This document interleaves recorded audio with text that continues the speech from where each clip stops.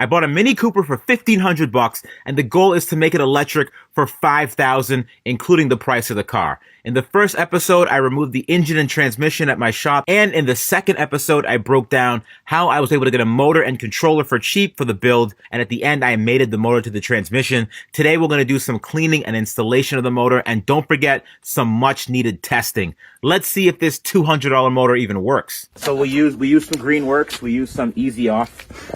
This is not sponsored by them, so there you go. We use some generic oven cleaner. Now we could use the pressure washer. We need the whey protein pressure washer, Steven. That's what we need. The whey. Okay.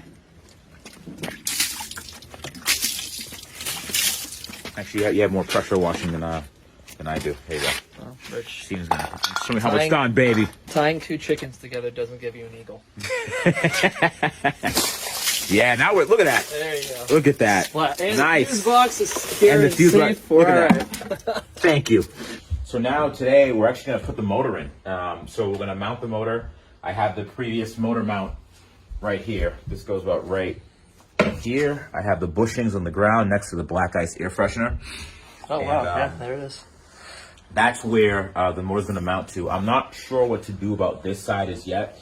I'm probably going to have to make a bracket because there's no way that this motor matches up in terms of placement. You know what we should do, Steven? What's that? Let's weigh it. I have an industrial scale.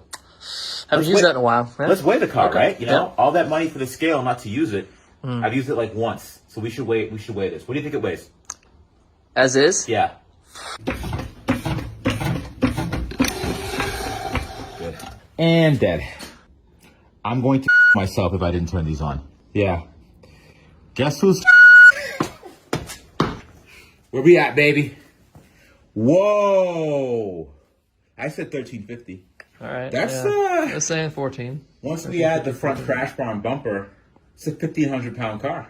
Okay. What can you really do? All right, now we know. 1479 And now these scales will stay here for the rest of the project. for the whole project. I'm not going to move these scales No, ever. not until we're done. We'll even let them die. Yeah, I'm gonna leave this on. Okay, please do. So we're Thanks. gonna leave it on. Absolutely wonderful. Keep it coming. Yes.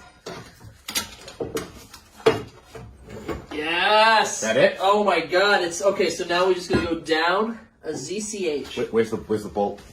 Just so we can just slam it in when we're ready.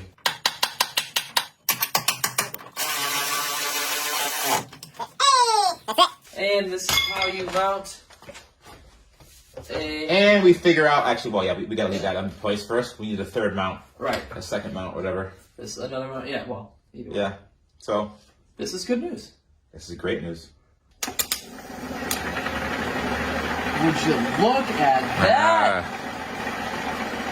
All right, moment of truth. Thanks, shout out to Steven for helping me get the motor in the car, which is awesome. I hooked up the axle to the motor and put the axle shaft into the wheel to make sure it could spin. What I want to do is I want to keep testing this and making sure that's actually going to do stuff. Let's get this hooked up on that side. And then let's get this here. And this last one. Pray for me, baby. It's not doing anything. Oh, wrong cable. There you go. It's this one I need. Okay.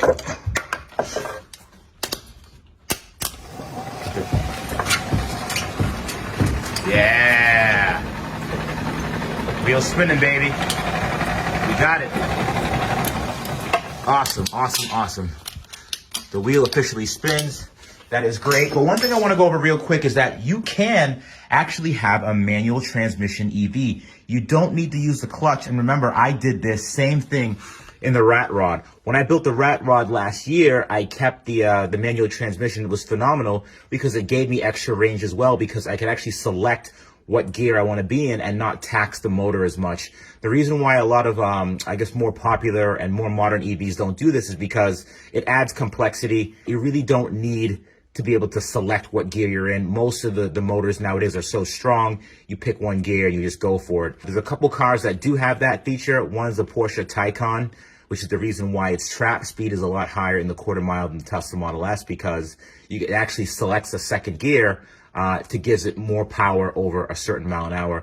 Another car does it is my i8. My i8 does it as well. But when the Rat Rod did it, it was great because I could select what gear is in again, and I could get more efficiency out of it Because when I put it in 5th gear and I was just cruising around, I got excellent range out of it. But again, the reason why I'm keeping this manual transmission is because A, I could select what gear I'm in. I could get more torque if I want to, or I could just keep it in a specific gear and kind of cruise around like that. The ability to actually shift gears in an EV is an awesome concept to me.